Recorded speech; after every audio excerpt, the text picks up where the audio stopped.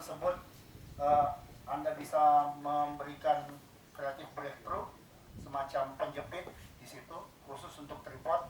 Jadi apabila kita sudah meletakkan tripod di situ, dia bisa terkunci.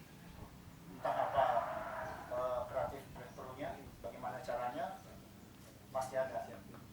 Ini gunanya tripod. Apabila kita tidak bisa menggunakan mobil tersebut, hidroliknya sebagai alat untuk mengambil gambar di TKP, tripod ini yang kita gunakan. Cadangan. Kemudian ada sepatu boot ya sama tadi. Kemudian ada traffic cone untuk menutup TKP. Jangan sampai kita ditabrak pada saat melaksanakan TPDKP dan olah TKP, membuat TKP baru. Kemudian ada peralatan bengkel. Rekan-rekan dalam melaksanakan olah BB tersebut kadang-kadang rekan-rekan harus membuka dan menutup, kemudian membongkar-bongkar juga. Ini gunanya peralatan apa namanya ini? Peralatan bengkel ini. Jadi rekan-rekan bisa memakai alat-alat yang ada di dalam ini untuk mengecek rem, untuk mengecek suspensi, untuk mengecek dan lain sebagainya. Mau melepas ban untuk memeriksa secara detail ban itu juga bisa. Kemudian di sini ada yang namanya konektor. Konektor itu adalah ini. 3 biji ini. Konektor ini adalah gunanya untuk melaksanakan pada saat di PC Rec nanti, aplikasi PC Rec. Apabila rekan-rekan sudah melaksanakan pemotretan terhadap TKP, kemudian TKP itu tidak cukup melaksanakannya dengan sekali, 2 atau 3 bahkan lebih. TKP itu ada laksanakan potret karena mungkin TKP itu terlalu panjang atau terlalu lebar. Ini gunanya. Nanti foto-foto tersebut akan disambung-sambungkan dengan menggunakan ini TKP. Ya. Untuk menyambungkan foto ke samping atau menyambungkan foto ke belakang. Kemudian ada lagi satu, ini adalah DSD Tool. DSD Tool adalah singkatan dari nama penemu PC Rec dan PC Crash, Dr. Stefan Datang Teknik. Jadi ini adalah alat yang digunakan untuk titik fokus pemotretan. Jadi rekan-rekan akan melaksanakan pemotretan, tool tersebut harus fokus terhadap titik tengah ini. Dan ukurannya sudah baku. Masing-masing titik ujungnya coba dibuka Pak.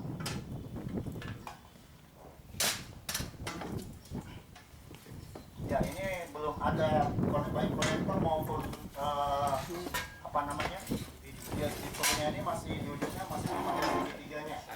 Jadi harusnya ada stiker berbentuk segitiga bertemu ujungnya satu sama lain di masing-masing ujungnya, sehingga itu bisa menjadi titik pokok pengukuran. Jadi apabila rekan-rekan melaksanakan pemotretan, bisa geser sedikit.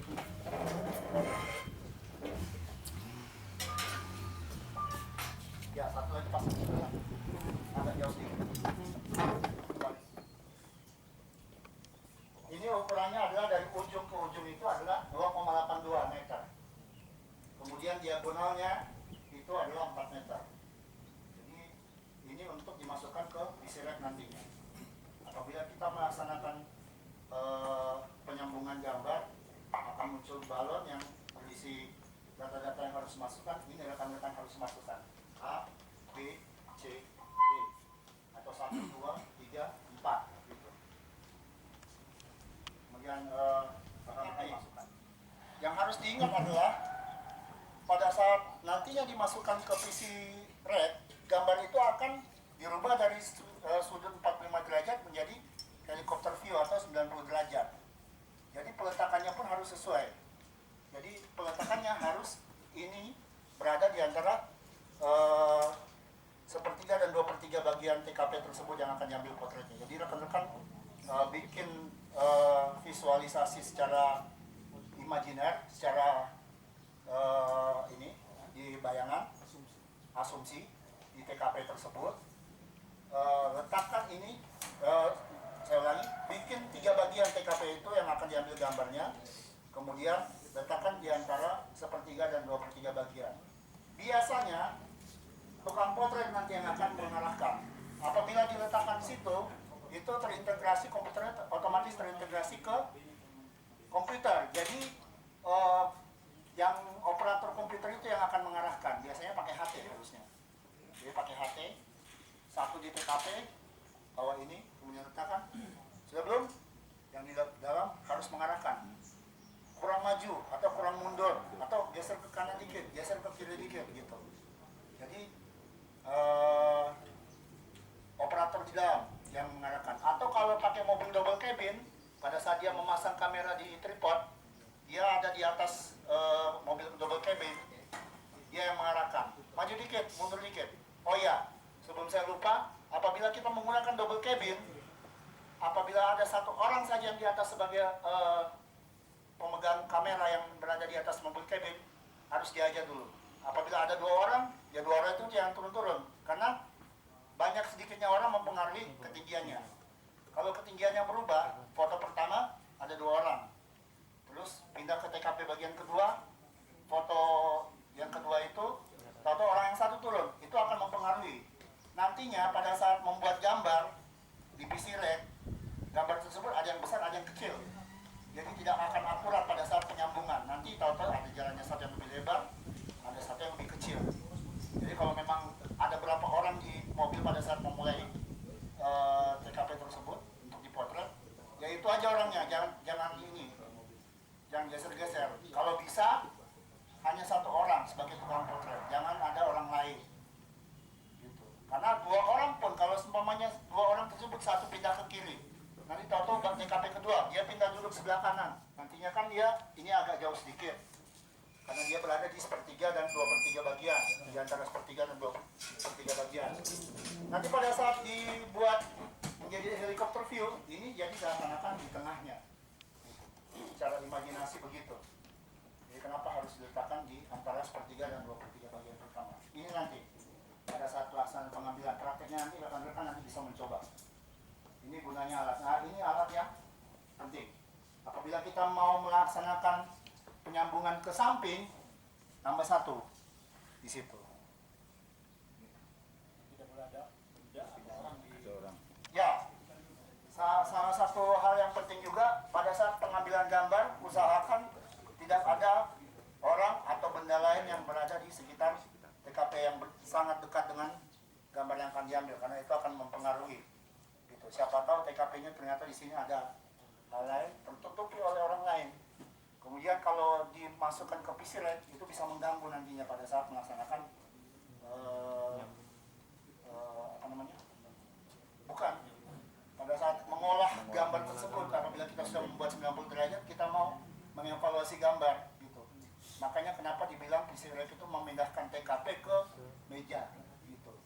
Kita mengolah TKP itu lebih mudah gitu. Tidak hanya di TKP tersebut aja gitu. Setelah di TKP, kita bisa meneliti kembali di atas meja. Kita bisa meneliti kembali dengan menggunakan gambar tersebut gitu. Ada hal-hal, beberapa hal yang bisa kita temukan lagi gitu. Umpamanya jejak ban. Kita tidak melihat jejak ban selama di TKP karena mungkin situasi agak gelap, sore hari menjelang maghrib. Setelah kita menggunakan apa namanya, gambar yang kita sudah masukkan melalui PC Red, kita analisa, ternyata ada jejak ban baru. Kita zoom, kita cocokkan dengan foto ban yang kita foto. Ternyata cocok, ternyata mobil itu bukan lewat jejak ban yang pertama, ternyata jejak ban yang kedua yang kita harus gunakan. Itu bisa terjadi, rekan-rekan, karena melalui gambar yang kita teliti itu. Kemudian izin mau dijelaskan mengenai kalau jadi rekan-rekan bisa buat patok yang sekitar bisa mengikuti TKP yang akan dipotret.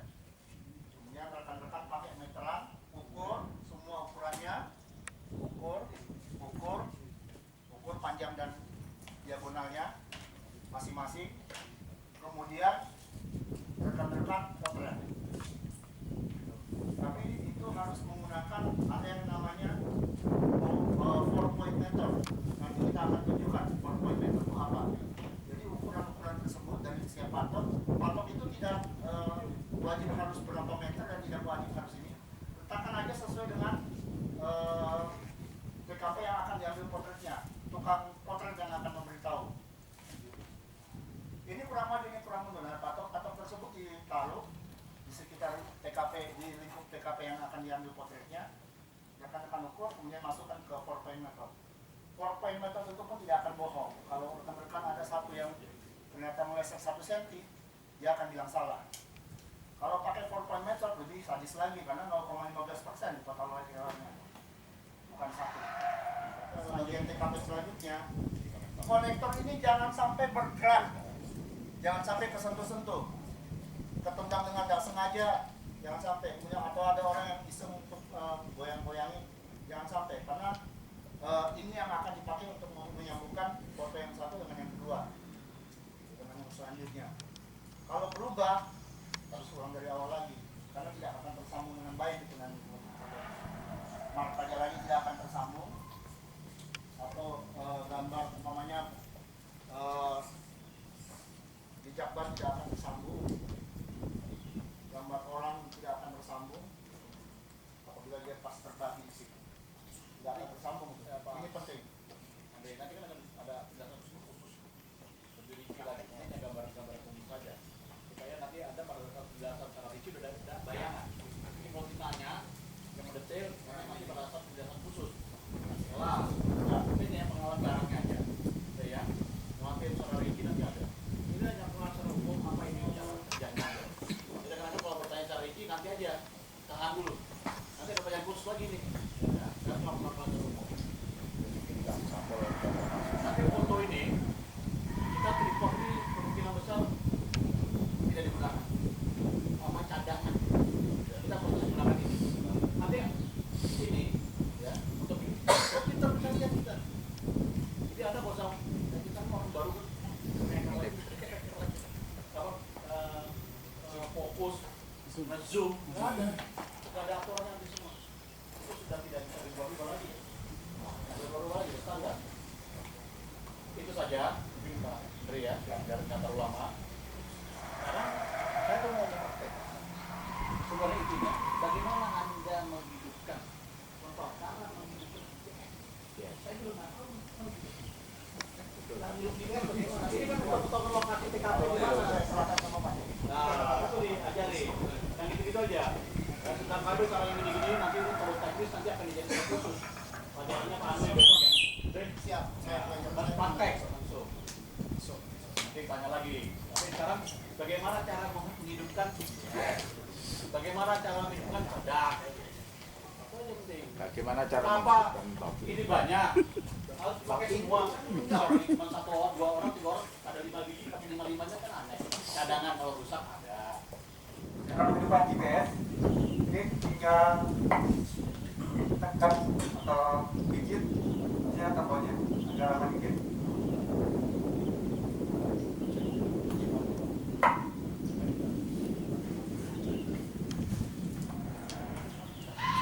Ya, tinggal tekan aja view map.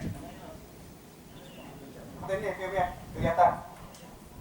Ini udah 3 dimensi. Kita biasanya supaya tahu koordinat terjadi kecelakaan, klik yang pojok. Kalau di saya sebelah kiri, kalau di depan sebelah kanan. Di sini ada menu. Berubah seperti ini. Berubah seperti ini. Kemudian cari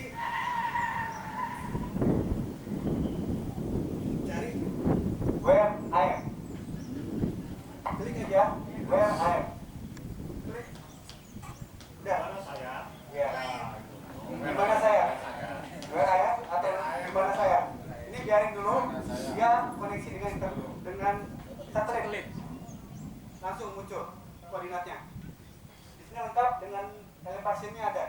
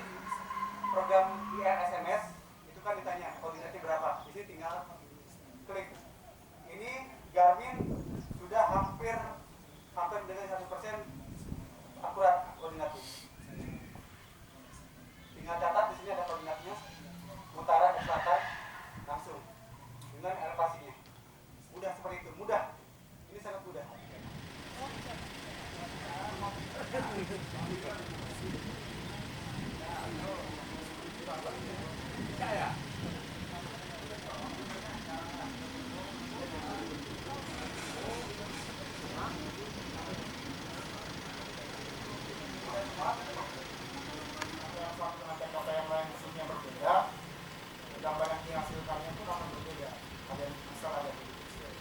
Jadi penyambungannya akan tidak bisa dilaksanakan. Sangat sulit dilakukan penyambungan terhadap data.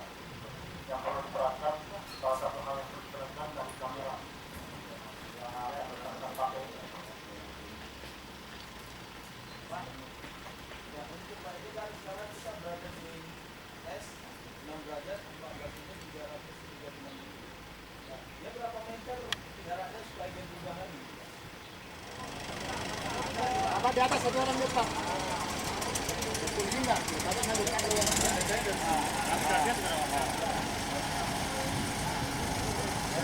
di bawah aja kan.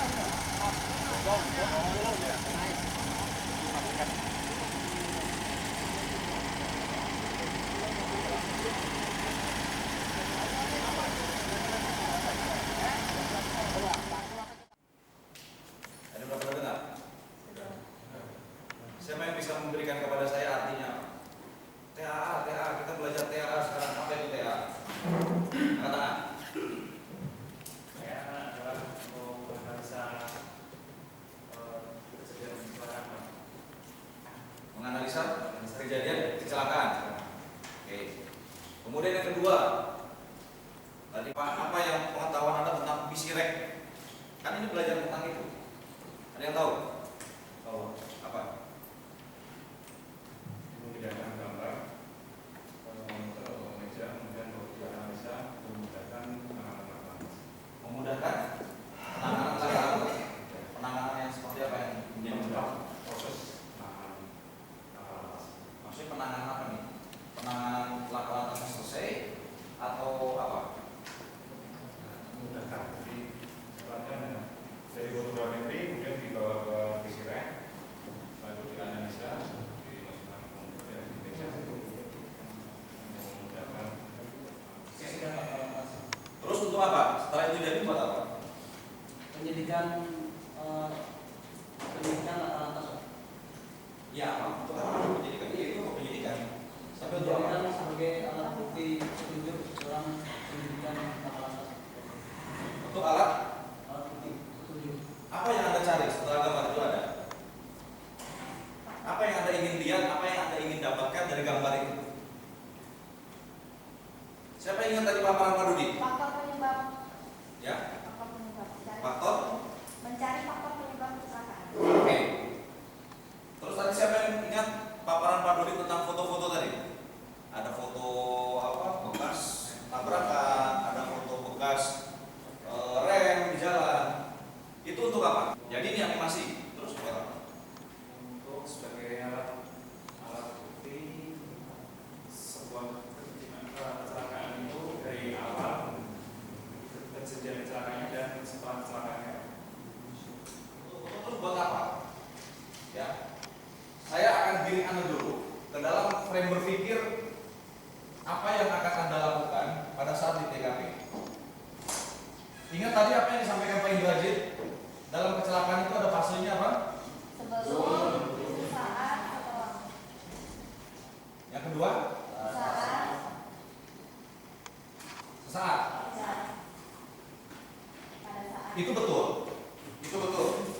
Tetapi ada lagi teori yang mengatakan sebelum, saat tabrakan, kemudian setelah kecelakaan. Nah, ini tolong diperhatikan. Ini yang akan Anda lakukan nanti pada saat kendaraan itu ada di tangan Anda. Sebelum ini bisa sebelum, dalam arti jauh sebelum. Kemudian yang kedua ini adalah sesaat sebelum kecelakaan. Yang mana dari tiga fase ini yang akan Anda temui di lapangan? Setelah. Ini ya.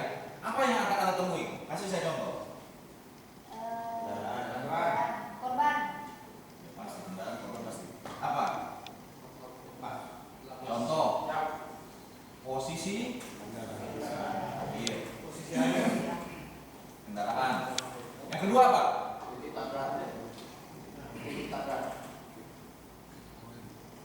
Ya, titik tabrak. Walaupun ini nanti di dalam analisa laka ini nanti dapatnya belakangnya. Tapi pasti ada. Apa?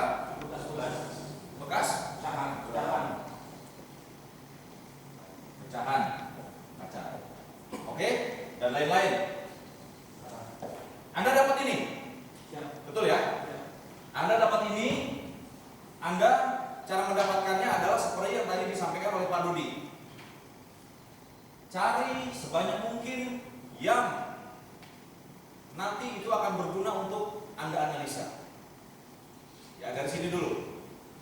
Setelah ini didapat, apa yang Anda mau cari? Setelah ini semua Anda dapat, apa yang Anda mau cari? Apa yang Anda mau dapatkan? Ya. Setelah ini dapat, pecahan kaca dapat, kemudian bekas rem Anda dapat, mobil posisi akhir, bekas tabrakan Anda dapat, terus apa yang Anda mau cari? Sudah dapat.